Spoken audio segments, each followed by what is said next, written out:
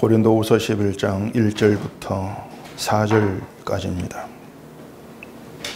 원하건대 너희는 나의 좀 어리석은 것을 용납하라. 청하건대 나를 용납하라. 내가 하나님의 열심으로 너희를 위하여 열심을 내노니 내가 너희를 정결한 처녀로 한 남편인 그리스도께 드리려고 중매함이로나 그러나 나는 뱀이 그 관계로 하와를 미혹한 것 같이 너희 마음이 그리스도를 향하는 진실함과 깨끗함에서 떠나 부패할까 두려워하노라. 만일 누가 가서 우리가 전파하지 아니한 다른 예수를 전파하거나 혹은 너희가 받지 아니한 다른 영을 받게 하거나 혹은 너희가 받지 아니한 다른 복음을 받게 할 때에는 너희가 잘 용납하는구나. 아멘. 기도하겠습니다.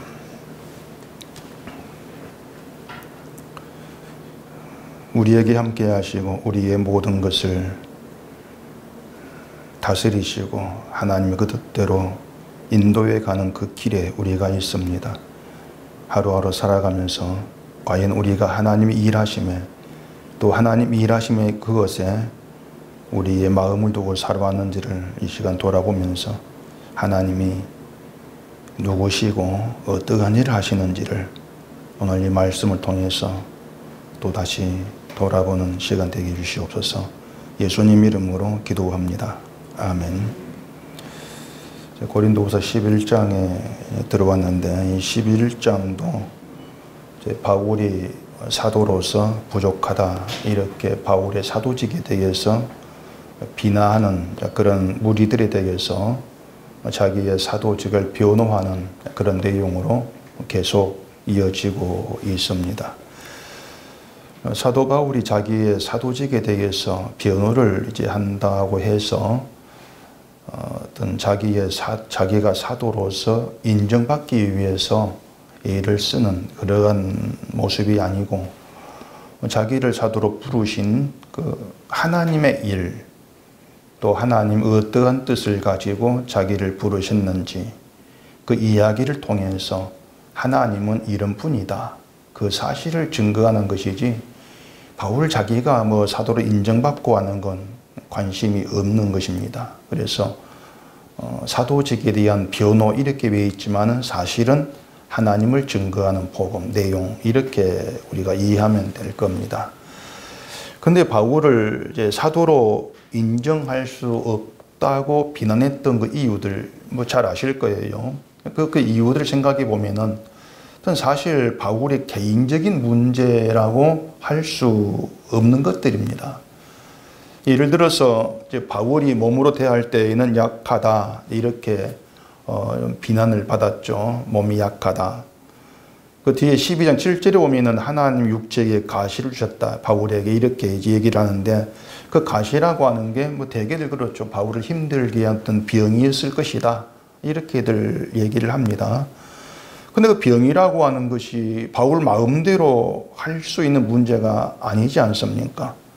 바울도 몸의 가시가 자기에게서 떠나기 위해서 3번 간구를 했다고 했는데 하나님으로부터는 내 은혜가 내게 족하다. 이런 응답을 그냥 받았을 뿐이란 얘기죠. 그렇다면은 그 몸이 약하다는 것 때문에 사도로서 부족해.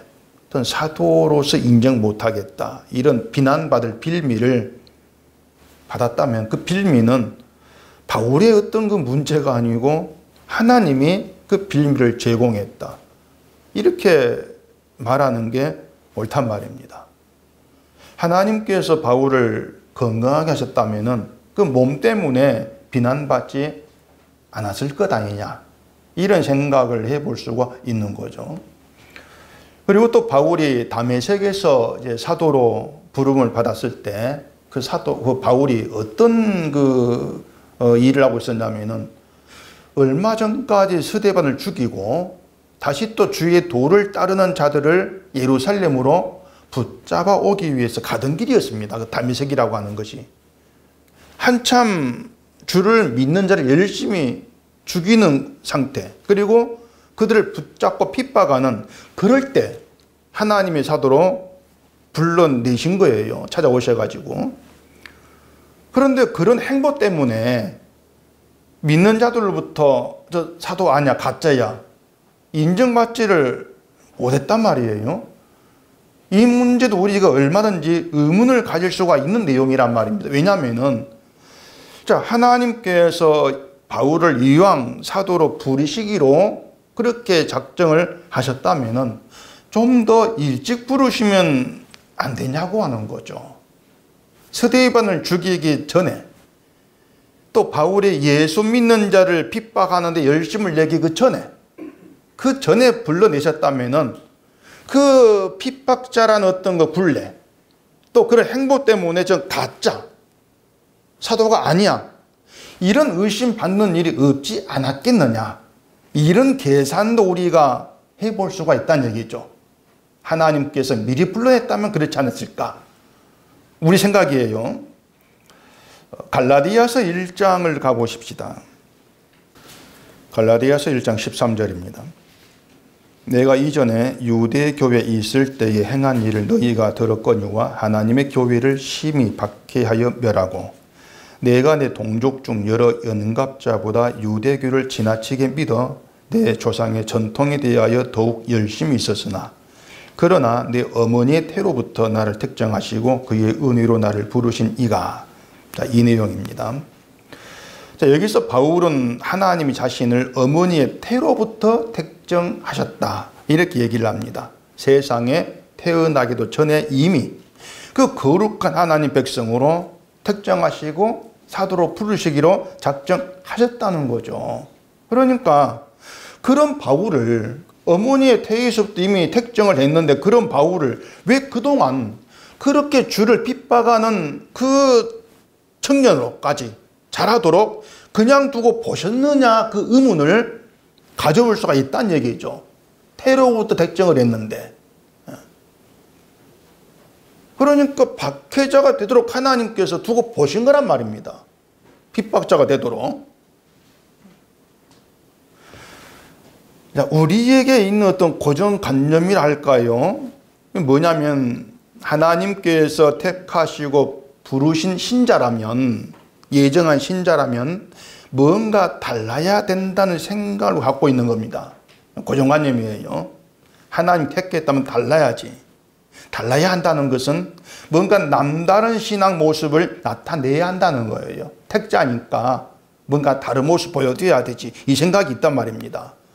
신앙생활이 뭐 다른 사람보다 더 특출하다든가 어떤 그런 모습을 가지고 내가 택함 받은 백성인가 아닌가를 가려내는, 뭔가 그렇게 판단하려고 하는 그런 시도를 계속 우리가 하고 있는 겁니다.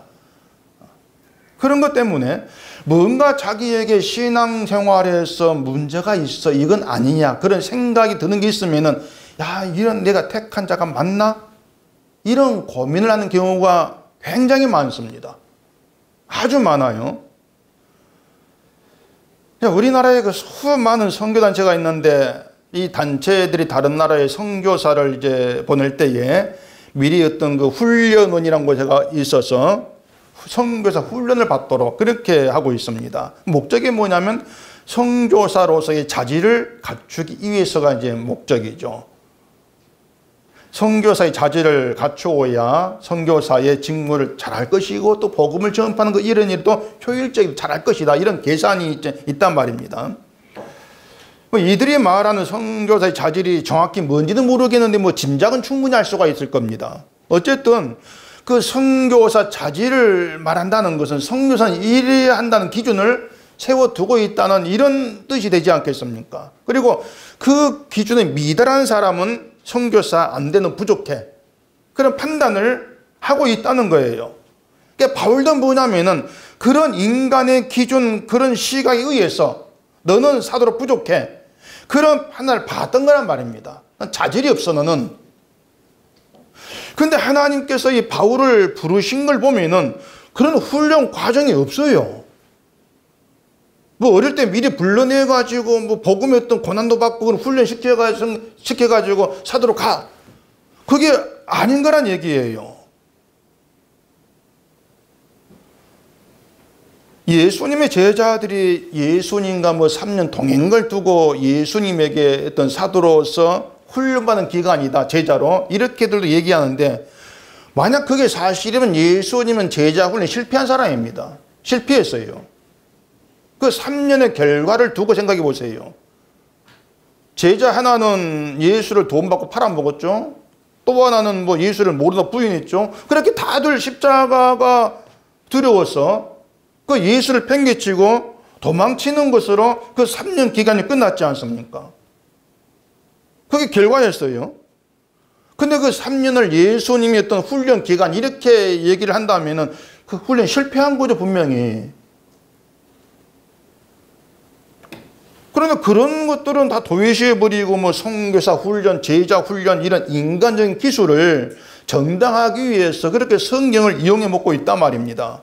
이런 것들을 보면은 지금의 기독교는 성경 보면서도 여전히 하나님이 일하시는 방식, 하나님의 어떤 일을 들여다보다 안목이 없다, 무지하다. 이렇게 말할 수밖에 없는 거예요. 하나님이 어떤 방식으로 어떻게 일하시는가는 관심이 없고 인간이 일하는, 인간의 열심에다가 온통 관심을, 중점을 두고 있다는 얘기죠. 그렇기 때문에 하나님의 일하심을 얘기한다 할지라도 복음 전하는 하나님의 일에 열심을 내는 인간을 도우는 일하심. 인간에게 힘을 주고 일을 잘 이루도록 뭐 어떤 도와주는 그런 하나의 열심. 이렇게 해석하는 경우가 대부분이란 말이에요. 자, 제가 하나님 바울을 어머니의 태로부터 택정했다면 왜 바울을 주를 핍박하기 전에 부르지 아니했는가 이런 말씀을 드렸는데 바울이 여기에 대해서 한 말이 있습니다. 하나님 그 일에 대해서 그 갈라디아 1장 22절 뒤로 한번 가보십시다. 그리스도 안에 있는 유대의 교회들이 나를 얼굴로는 알지 못하고 다만 우리를 박해하던 자가 전에 멸하려던 그 믿음을 지금 전한다함을 듣고 나로 말미암아 하나님께 영광을 돌리니라. 이것이 바울이 이제 하나님이 자기를 주를 핍박할 때 불러내신 그 일에 대한 바울의 안목입니다. 유대 교회들이 바울을 얼굴로는 알지 못한다고 한 걸 보면은 바울을 만난 적도 없고 이 사람 만난 적도 없고 바울부터 복음을 전해 들은 적도 없다는 그 의미가 되겠죠. 그런데 그 바울 그래 사울이라는 그 어떤 작자가 주를 믿는 자를 박해한다 이런 소문을 이제 들었단 말입니다.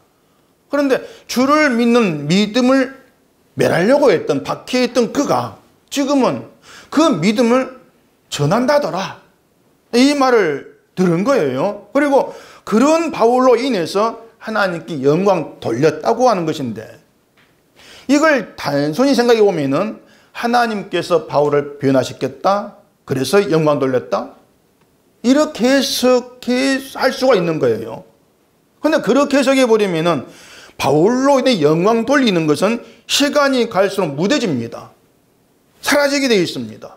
왜 그런가 하면은 처음에는 주를 박해하던 바울이 변화가 되어가지고 믿음 전한 걸 보면서 야 하나님 능력이 커 감동한다 합시다. 이게 하루 지나고 나중에는 바울이 사도리 일하는 게 당연하게 볼 게 아닙니까? 그럼 처음에 영광 돌릴 때 마음과 그 나중은 다를 수밖에 없는 거예요. 그렇기 때문에 영광 돌렸다고 하는 것이 바울을 변화시킨 어떤 거기에 대한 영광 이렇게 볼 수는 없다고 하는 것이죠. 하나님께 돌려진 영광이라고 하는 것은 바울이 사도로 복음을 전하는 날마다 생생하게 아무리 시간이 흘러도 생생하게 하나님 은혜와 사랑으로 다가옴으로 돌려지는 그 영광 얘기하는 것입니다. 그럼 그렇게 돌려지는 영광이 뭐겠냐고 하는 것이죠. 자, 바울이 멸하려고 했던 그 믿음이라고 하는 것은 십자가의 도를 믿는 믿음이고 다시 그 믿음을 전하는 것도 십자가를 믿는 믿음을 다시 전하게 된 것입니다. 십자가라고 하는 것은요 죄에 대한 용서만 있는 게 아니에요. 그 앞에 하나가 있습니다. 뭐겠습니까? 죄에 대한 심판이 있습니다. 심판과 함께 용서가 있는 게 십자가입니다. 그러니까 십자가면 용서만 생각하면 안 돼요. 늘 얘기하지만 그 십자가를 용서의 어떤 그 도구, 예수님을 용서 전문가, 그렇게 보는 시각밖에 안 되는 거예요. 십자가의 죽음이 심판이, 죄에 대한 심판이 있고 그 심판을 이기는 용서가 있다. 그렇게 보는 게 진짜 십자가란 말입니다. 그런데 그렇게 하나님의 심판과 용서를 실제 몸으로 보여주는 게 바울이란 얘기예요. 무슨 말인지 아시겠습니까? 자, 바울이 주를 박해하고 믿음을 거부하고 멸하려고 했던 그 바울입니다. 주의 원수죠. 박해자죠. 그 모습이 뭐냐면 심판이 마땅한 인간의 모습을 보여주고 있는 바울이. 주를 박해함으로 심판이 마땅한 문제 아닙니까?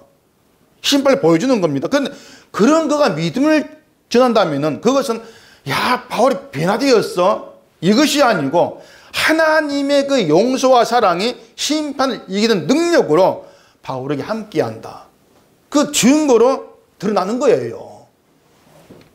그게 하나님께 영광이라는 겁니다.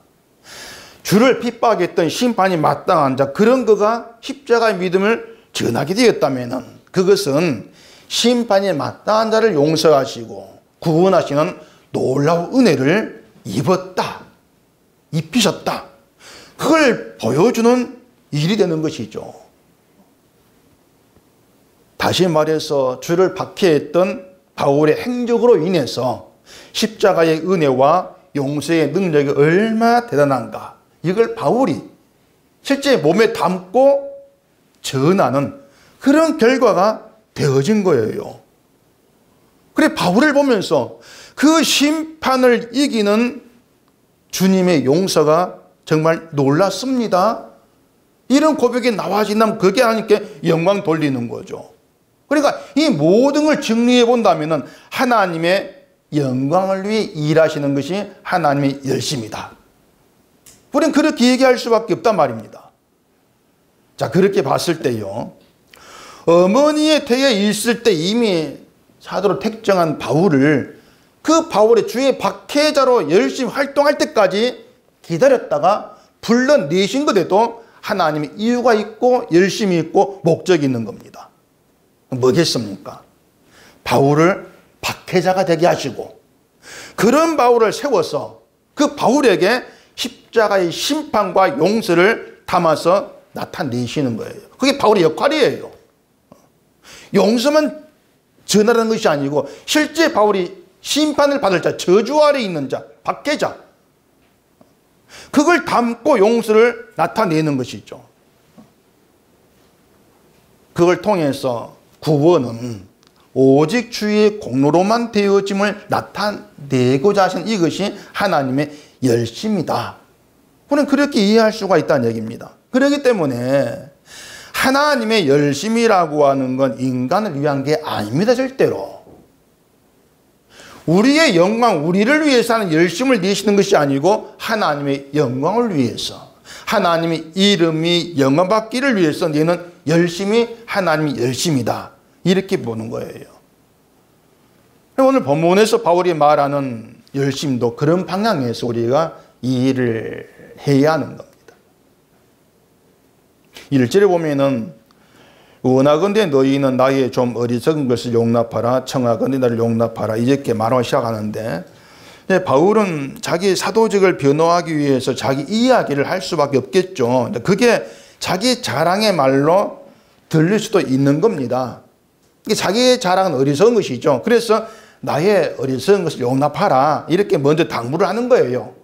내 이야기를 하는 것 같지만은 내 이야기가 아니고 나를 세워 일하시는 하나님의 열심에 대한 이야기니까 어리석다고 또 비난하지 말고 참고 들어봐. 그냥 그 얘기를 먼저 하고 시작을 하는 겁니다. 다시 2절 보십시다. 내가 하나님의 열심으로 너희를 위하여 열심을 내노니 내가 너희를 정결한 처녀로 한 남편인 그리스도께 드리려고 중매함이로다. 그러는 나는, 이렇게 되어 있는데, 자, 바울이 고린도 교회를 위해서 열심을 내는데 그걸 자기 열심이 아니고 하나님의 열심으로 낸다, 이렇게 이제 얘기를 합니다. 우리가 바울의 열심 그러면은 이제 언뜻 생각하는 것은, 대개 생각하는 건 복음 전파죠. 복음을 전하기 위해서 열심히 있어. 우리는 그런 바울만 생각하는 겁니다. 그래서 바울이 고린도 교회를 위해서 열심을 낸다 이렇게 말할 때에도 그 의미를 고린도 교회가 그 바울이 전한 복음 받아들이고 그 복음을 따라서 신앙생활을 잘해가지고 많은 그 문제도 다 이제 해결하고 그렇게 해서 믿음으로 그게 부흥돼가는 그런 교회가 되게 하기 위해 열심을 내는 이런 의미를 생각하는 경우가 굉장히 많아요. 열심을 그 고린도 교회를 위해서 그 교회 부흥을 위해서 그 교회가 문제를 다 사라지고 이제는 뭔가 좀 칭찬하는 그런 교회로 자라가는 그렇게 만들기 위한 열심이 바울의 열심. 우리 그렇게 생각하죠. 우리의 머릿속에는 그런 열심 말고는 우리가 달리 생각할 열심이 사실 없다고 할 수가 있는 거예요. 그거 말고 뭔가 끄집어낼 다른 열심이 사실 없는 거예요. 그래서 하나님의 열심이라는 것도 우리는 생각하는 게 뭐냐면은 신자인 우리가 믿음 생활을 잘해가지고 하나님께 영광 돌리는 그런 존재가 되도록 하나님이 도우시는 열심. 이런 쪽으로 생각하기가 너무 쉽단 말입니다. 되게 그렇게 생각하게 되죠, 열심을. 근데 바울은 그 열심을 어떻게 얘기를 하는가 하면은 고린도 교회를 정결한 처녀로 한 남편인 그리스도께 드리려고 중매하는 걸 열심으로 얘기해요. 그게 하나님이 열심으로 내는 네 열심이 이렇게 말한단 말입니다. 고린도 교회를 정결한 처녀로 한 남편 그리스도께 드리려고 중매하는 거 무슨 말인지 모르겠죠.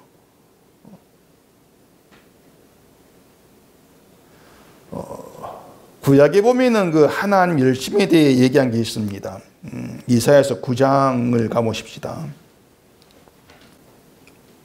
이사야서 9장 6절입니다. 이는 한 아기가 우리에게 낳고 한 아들을 우리에게 주신 바 되었는데 그의 어깨에는 정사를 메었고 그의 이름은 기묘자라 모사라 전능하신 하나님이라 영존하시는 아버지라 평강의 왕이라 할 것임이라. 그 정사와 평강의 더함이 무궁하며 또 다윗의 왕자와 그의 나라에 군림하여 그 나라를 굳게 세우고 지금 이후로 영원히 정의와 공의로 그것을 보존하실 것이라. 만군의 여호와의 열심히 이를 이루시리라. 그렇게 얘기를 하고 있습니다. 이 내용 보면은 뭐 예수님에 대한 예언이라는 걸 쉽게 이제 알 수가 있겠죠. 간단히 말하면은 하나님이 한 아들을 우리에게 주심으로 우리를 구원하실 것이고 그 일을 여호와의 열심을 이루신다. 그런 뜻이 된단 말이죠. 자, 그러면은 지금은 우리에게 예수님 오셨으니까 그러면 여호와의 열심은 이루어진 것이고 더 이상 여호와의 열심으로 이룰 일은 없다. 그렇게 말하면 또 되겠습니까? 여호와의 열심으로 이룰 일이 없다면 주가 오셨으니까 이룰 일이 없다면 바울이 하나님의 열심으로 낼 열심도 사실 없다고 봐야 돼요. 이미 이루어졌는데. 근데 바울의 말대로 하면은 하나님의 열심히 이루시는 그 일은 여전히 우리에게 계속되고 있습니다. 세상 끝날까지 계속됩니다. 하나의 열심은. 그것이 뭐냐, 바울이 말한 우리를 정결한 처녀로 한 남편인 그리스도께 드리는 일이에요. 그 열심은 계속 된다는 얘기입니다. 그러니까 이사야가 말한 여호와의 열심은 한 아들을 보내서 너희를 구원하겠다, 그걸로 끝나는 것이 아니란 얘기예요. 한 아기를 보내서 구원하겠다는 것이 뭐냐면요, 다른 방법 가지고 너희가 구원받는 것은 없다는 뜻입니다. 아들을 보내겠다는 것은 아들 말고 다른 방법으로 너희는 구원 못 받아, 그 뜻이에요. 그러니까 하나님이 세우시는 한 아기로 말미암은 하나님의 유일한 구원 방식, 그 앞에서 다른 방식은 제발 다 내려놔라, 그 뜻입니다. 다른 방식 내놓지 말라는 거예요. 여기서만 다른 방식은 대표적으로 뭐 율법에 대한 인간의 열심이죠. 율법에 대한 인간 열심이에요. 율법 실천함으로써 인간이 얻게 되는 선함과 의로움, 그걸 내세워 가지고 구원받는 이런 방식 없다는 겁니다. 이걸 선언하시는 것이 한 아기를 주겠다는 거예요. 구원을 해줄게 이 목적이 아니고 아기를 통한 구원 방식, 이긴의 방식이니 그 앞에 너희의 열심 내놓지 마, 그 뜻이란 말입니다. 내 열심 이룰 거니까 너희 열심은 내놓지 말라는 거죠. 그러면 또 인간이 이렇게 또 반응할 수 있습니다. 하나님 알겠습니다. 하나님께서 보내신 아기를 우리가 구원을 믿겠습니다. 이렇게 나온다 합시다. 이게 지금 예수를 믿는 사람들의 사고방식이에요. 하나님께서 예수를 보냈으니 우리 믿으면 되지. 그런 말입니다. 그런데 우리가 한 아기를 믿겠습니다. 이렇게 했을 때 그게 만약 가능한 일이 된다면은 여호와 열심히 이를 이루시리라 이 말도 필요가 없는 거예요. 하나님 보내신 한 아기를 인간이 믿을 수가 있다면은 여호와 열심 필요 없지 않습니까? 우리가 믿으면 되니까. 따라서 아기를 말씀하시고 그 아기로 인한 구원을 여호와 열심히 이루신다. 이렇게 말씀하고 있는 것은 누구도 자기 열심으로 하나님께서 보내신 그 아기를 믿을 수 없다. 그 뜻이란 말이에요. 인간 열심 가지고는 그 아기를 믿지를 못한다. 예수를 믿을 수가 없다는 거죠. 왜냐하면 그 한 아기로 말미암은 하나님의 구원 방식이 우리의 사고에 도무지 안 맞아요. 아예 맞질 않습니다. 그래서 우리가 이런 내용 앞에서 내릴 수 있는 결론이 뭐냐면은 하나님 보내신 아기 예수를 중심으로 해서 되어지는 모든 일은 오직 여호와의 열심에 의해 되어지는 결과물이다. 우리는 그렇게 얘기할 수밖에 없단 말입니다. 저와 여러분이 지금 십자가에서 피 흘려 죽으신 주님의 은혜를 깨닫고 있고 그 믿음이 동참되어 있고 예수의 피가 우리의 모든 죄를 용서하시고 그 피 공로가 되어서 거룩한 자로 여김받게 된다. 이 내용까지 우리가 그 믿음에 참여되어 있다면 그건 하나님의 열심이라는 겁니다. 우리와 무관한, 다시 말해서 우리가 주를 믿고 의지하는 믿음의 길에 있는 지금 이 순간이 하나님의 열심이 나에게 이루어짐으로 되어진 열매고 증거들이라고 하는 거죠. 열심에 의한. 이것이 우리의 믿음의 현실이야.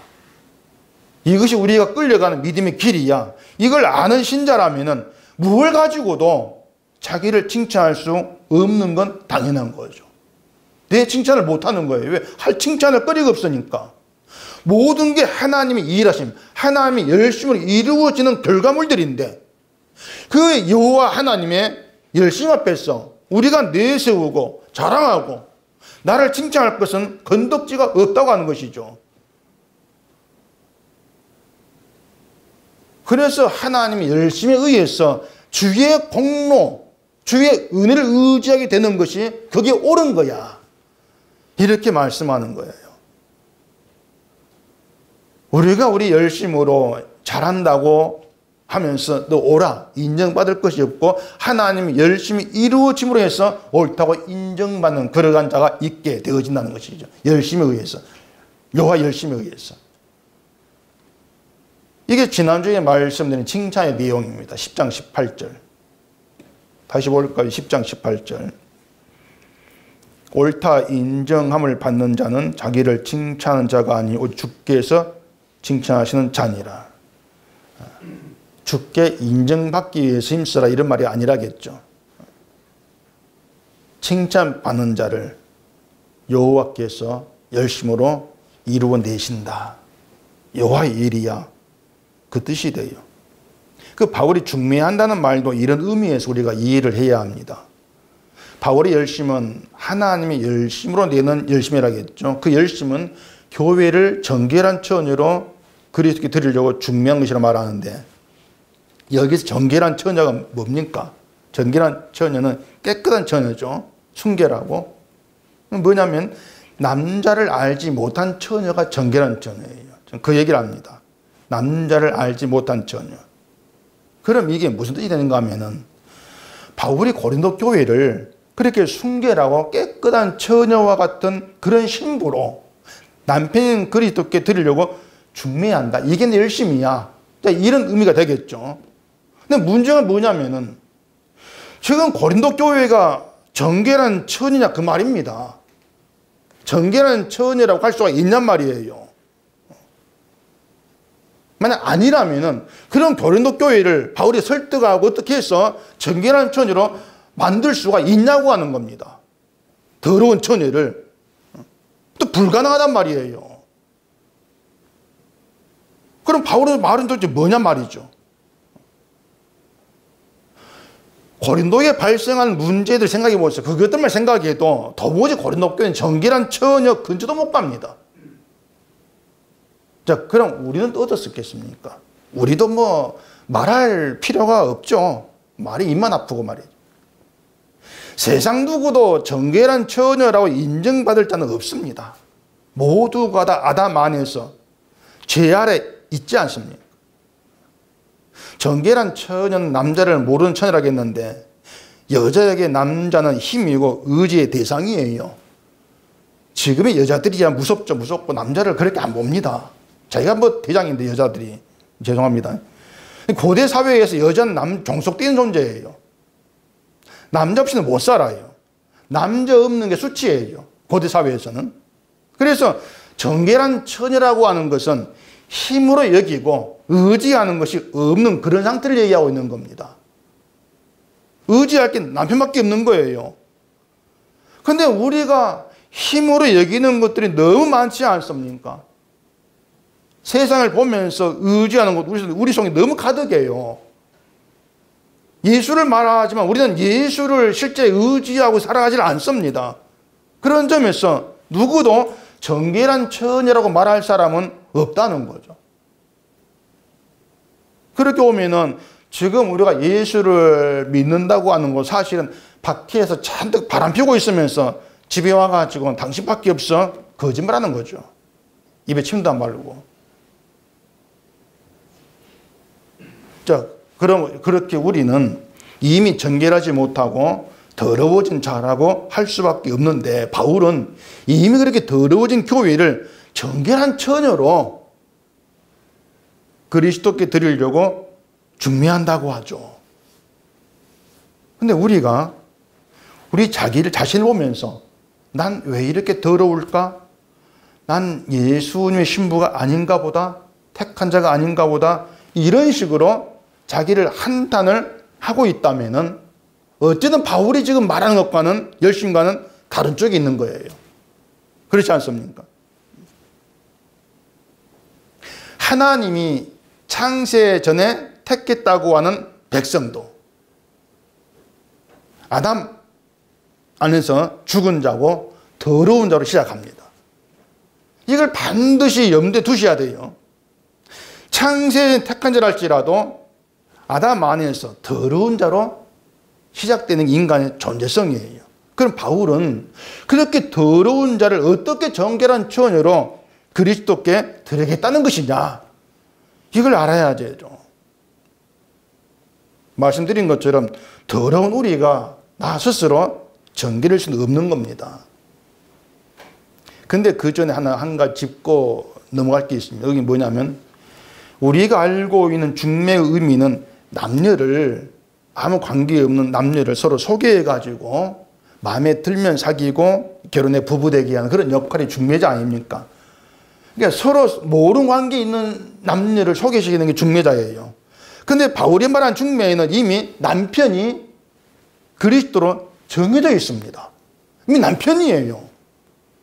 남편에게 중매한다는 것이죠. 남편에게. 이상한 중매예요. 남편이 그리스도로 이미 확정되어 있고 그래서 신부로 택함 받았는데 그 택함 받은 처녀가 더러워요. 그 더러운 처녀를 정결한 처녀로 남편인 그리스도의 신부 되게 하는 것이 하나님 열심을 내는 바울의 열심. 그 중매를 얘기하고 있는 거죠. 이걸 아는 거 참 복잡해요. 또 성경 봐보십시다. 이사야서 54장입니다. 이사야서 54장 4절 5절 보겠습니다. 두려워하지 말라. 네가 수치를 당하지 아니하리라. 놀라지 말라. 네가 부끄러움을 보지 아니하리라. 네가 내 젊었을 때의 수치를 잊겠고 과부 때의 치욕을 다시 기억함이 없으리니 이는 너를 지으신 이가 네 남편이시라. 그의 이름은 만군의 여호와이시며 내 구속자는 이스라엘의 거룩한 이시라. 그는 온 땅의 하나님이라 일컬음을 받으실 것이라. 자, 하나님이 이사야 선지자를 세워서 유다에게 하시는 말씀이 너를 지으신 이가 내 남편이시라. 그 말이 있습니다. 하나님이 스스로를 남편으로 소개를 합니다. 내가 너의 남편이다. 하나님이 남편이라면 유다는 하나님의 신부라. 이런 뜻이 되겠죠. 그런데 그때 유다가 어떤 상황이었는가 하면은 그 유다 주변에 있는 이방 나라들이 잘 사는 게 너무 좋아 보이고 부러운 거예요. 잘 사는 게. 그래서 그들이 섬기는 그 우상 때문에 야, 저렇게 잘 사는가 보다 하고 그 우상을 이제 끌어들입니다. 그것 때문에 하나님이 진노하시고 예루살렘을 황폐하게 하시고 그들을 바벨론으로 포로가 되게 하느냐, 그런 때란 말입니다. 정결해야 될 신부가 더러워진 거예요. 그런 유다를 향해서 너를 지으신 이가 네 남편이다, 이런 말씀을 하신단 말입니다. 자, 그러면은 남편이니까 어떻게 하겠다는 겁니까? 남편이니까 수치를 당하지 않게 하고, 수치를 당할 짠데 수치를 당하지 않게 하고, 부끄러움을 당할 짠데 부끄러움을 보지 않게 하겠다. 그게 내가 너의 남편이야, 나의 일이야, 그 선언인 거예요. 사실을 보면 과부 때의 치욕을 다시 기억함이 없을 것이라는데, 여기서 과부가 뭐냐면은 하나님이 유다를 바빌론에 포로 되게 한 그 상태를 표현해서 과부라고 얘기하는 것입니다. 포로 되게 하는 거, 예루살렘 쫓겨내버리는, 이것이 마치 남편을 잃어버린 과부로 그렇게 이제 표현하신 거예요.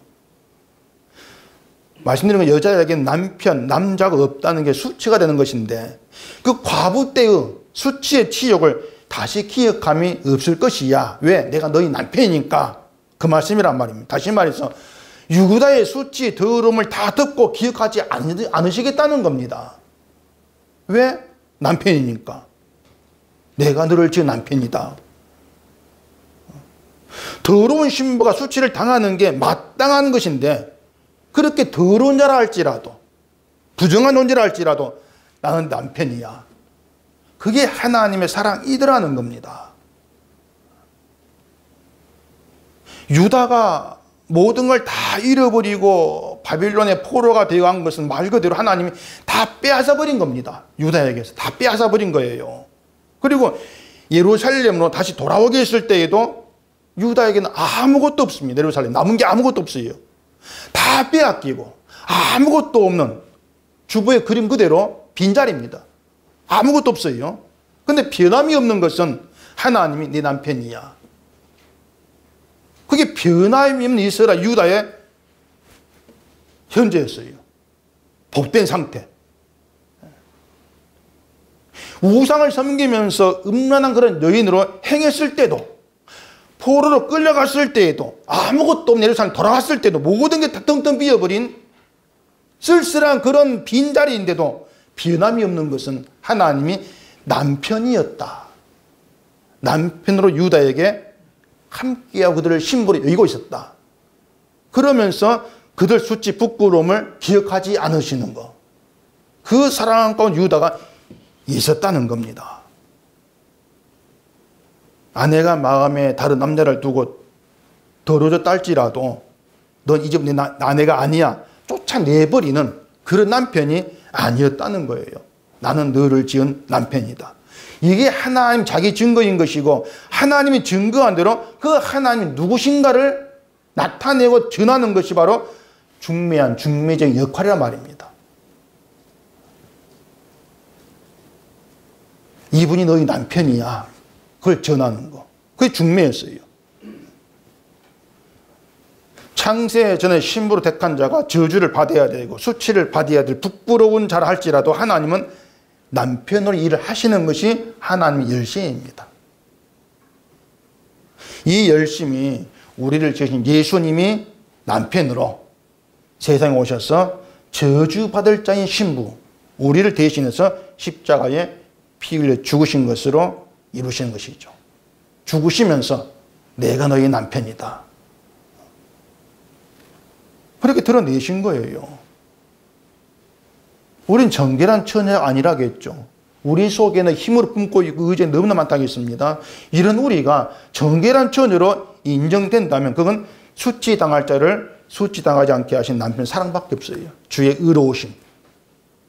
결국 정결한 처녀로 그리스도께 중매하겠다고 하는 것은 인간을 변화시키겠다는 것이 아니고 우리의 수치를 기억하지 아니하시는 남편의 그 사랑, 은혜를 알게 하겠다는 겁니다. 은혜 속으로 너희를 끌어가는 것, 이게 하나님의 열심을 내는 나의 열심이었다. 그게 바울이 말한 중매의 의미가 되는 거예요. 우리의 남편으로 오셔서 피 흘려 죽은 예수님의 은혜 때문에, 그 사랑 때문에, 그 사랑 안에서 더럽고 수치스러운 우리가 수치를 당하지 아니한다.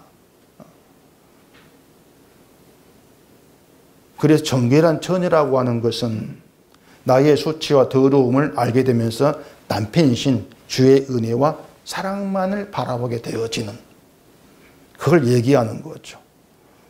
이게 바울이 중매자로서의 열심이었다는 것입니다. 그런데 바울이 이 일에 두려워한다고 말한 게 있어요. 3절을 보십시다. 뱀이 그 관계로 하와를 미혹한 것 같이 너희 마음이 그리스도를 향하는 진실함과 깨끗함에서 떠나 부패할까 두려워하노라. 뱀의 미혹이라는 것은 우리로 하여금 나 자신의 존재에 마음을 두게 하는 겁니다. 내 가치에 마음 두게 하는 게 뱀의 미혹입니다. 뱀이 하와를 미혹했던 거, 선악과 먹으면 하나님같이 된다, 이거 아니었습니까? 그러니까 선악과가 너를 가치 있는 그런 자로 만들어줄 거야. 그게 미혹이었습니다. 그 선악과를 먹은 인간이 무화과 나무 잎으로 자기의 부끄러움을 가리는 행동을 하게 된 것도 자기의 존재 가치를 훼손하는 것, 나에게 부끄러움이 되는 것을 감추는 그런 행동이었던 것이죠. 바울이 사도로 부족해 시비했던 것도 사도의 가치를 추천선한 말하는 것, 또 몸의 상태, 이런 거에 두고 판단 안목의 결과였던 것이죠. 그러니까 바울은 그런 것들을 뱀의 미혹으로 말하는 겁니다. 그러면서 그것을 그리스도를 향하는 진실함과 깨끗함에서 떠나 부패한 것으로 그렇게 말하는 거죠. 자기의 존재 가치를 위해 살아가는 게 부패한 인간성이라고 하는 겁니다. 하나님이 아담과 하와에게 가죽옷을 입혔습니다. 아담과 하와가 맞는 걸 빼앗아버리고 대신 하나님께서 만든 가죽옷, 신약으로 지금 쉽게 말하면 예수를 입히신 것이죠.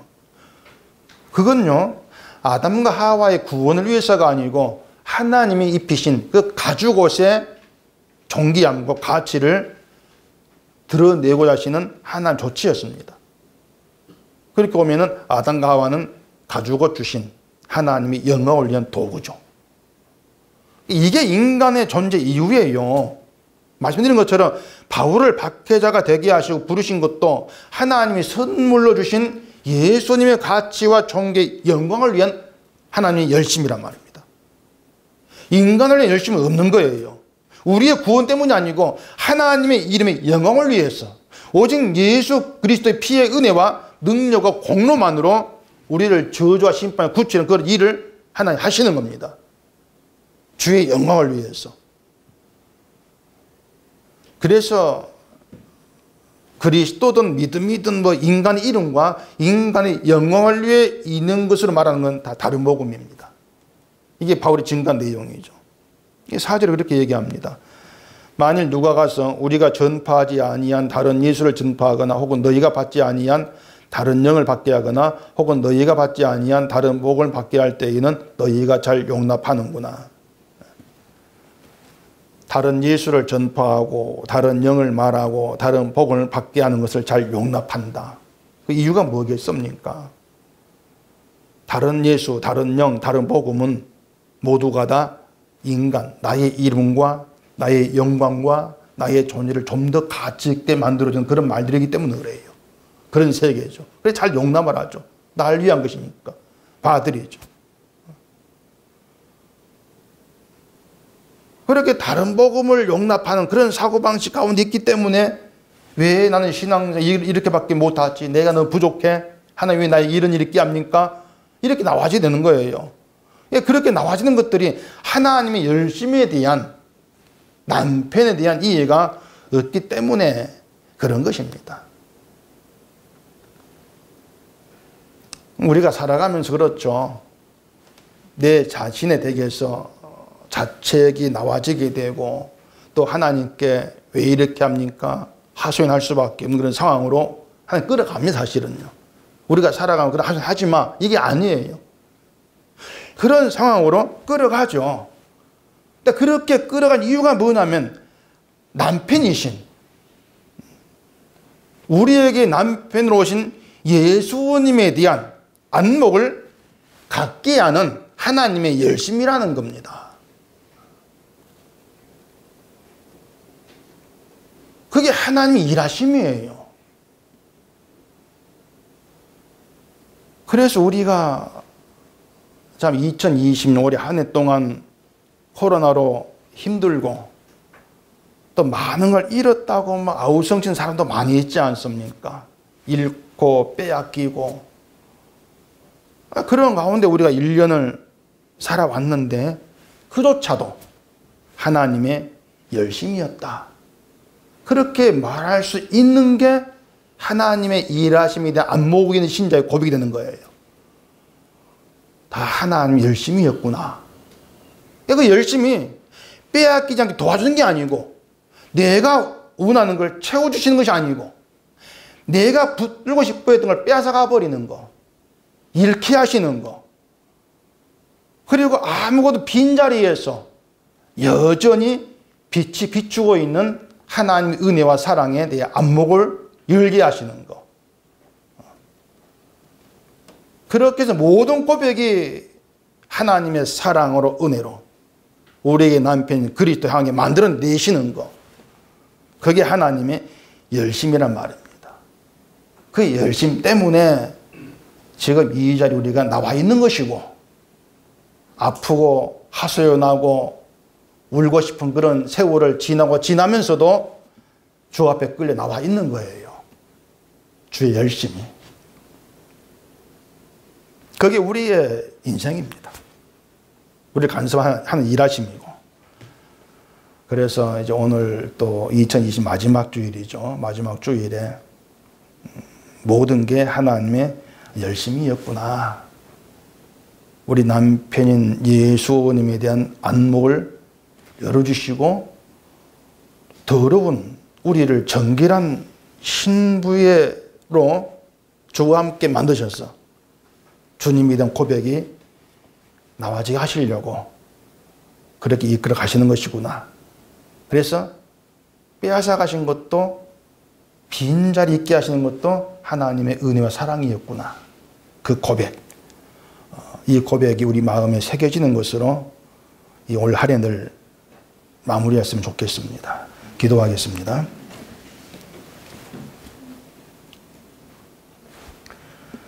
우리 아버지 하나님, 우리가 힘쓰면서 내 노력으로 내 열심으로 살아왔다고 생각했던 것들이 얼마나 큰 착각이고 교만이었는가 하는 것을 오늘 말씀을 통해서 다시금 보게 되어집니다.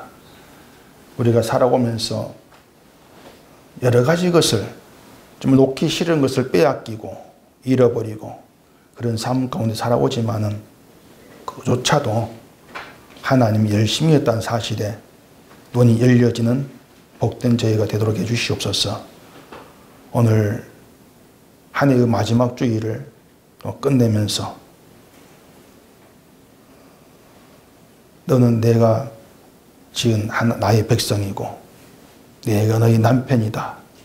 이 말씀 속에서 모든 게 주로 말미암고 주로 돌아간다는 이 이치 하나를 우리 속에 새겨두고 마무리하는 복된 이 하루가 되게 해 주시옵소서.